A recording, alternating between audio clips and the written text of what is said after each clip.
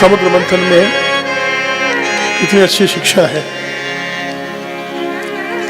तुम अच्छे कर्म करो, सहायता परमात्मा करेगा। अभी बात आई कि हमारी रक्षा भगवान करते हैं जब भी हम संकट में सच्चे हृदय से पुकारते हैं। अभी ये कथा सुनी। अब हमारे कर्म यदि अच्छे हैं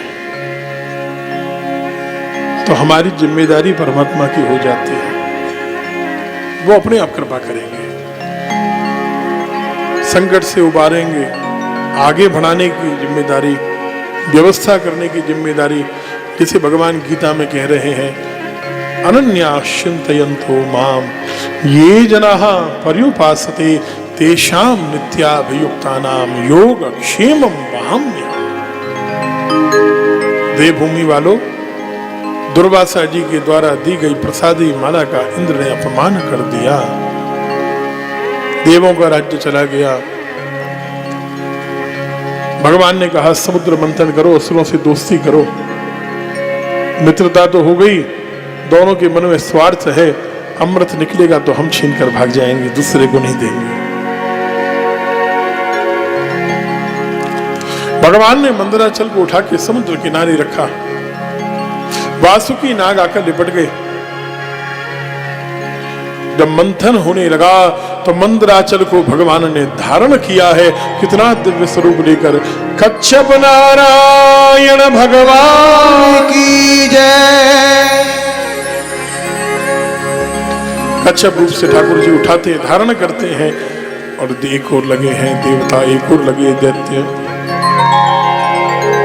जीवन में मंथन हो रहा है, इसका मतलब समझिए अतुराज जी। कभी रस्सी अपनी ओर देवता खींच रहे हैं, कभी रस्सी अपनी ओर असुर खींच रहे हैं। इसका मतलब समझ रहे हैं क्या? अपने जीवन में देखो ऐसा हो रहा है क्या? कभी बुराइयां रूपी असुर हमें अपनी ओर खींच रहे हैं, कभी अच्छाई रूपी देवता हमें अपनी ओर खींच रहे हैं। जीवन में जीवन भर ये चलेगा, चलता है कि नहीं? मंथन होता है ना, तब क्या करना? डोरी अपनी जगह परमात्मा के हाथ में दे देना। जिसने अपनी सौंप दी तेरे हाथों डोर, कभी बिगड़ती है नहीं उसकी नंद किशोर। मंथन किसने किया? अजित नारायण ने। ठाकुर जी का एक नया अवतार हो गया जी देवो, अजित नारायण के रूप में। और भगवान ने स्वयं मंथन जब किया तब महाराज भयंकर हालाहल जहर प्रकट हो गया, दुनिया जलने लगी। और भगवान नारायण की आज्ञा से देवादिदेव महादेव भगवान शंकर ने बिना विचार किए, बिना विलंब किए हथेली पर रखा और विष का पान कर गए। लेकिन जैसे विष पिया, जहर पिया, कंठ तक पहुंचा ही था कि पार्वती जी ने कस के पेट को दबाया। बाबा आप तो विष पचा लोगे, लेकिन आपके अंदर उदर में सारी सृष्टि रहती है, आपके भक्त इस विष को कैसे बचाएंगे? इस विष को कंठ में ही धारण कर लो।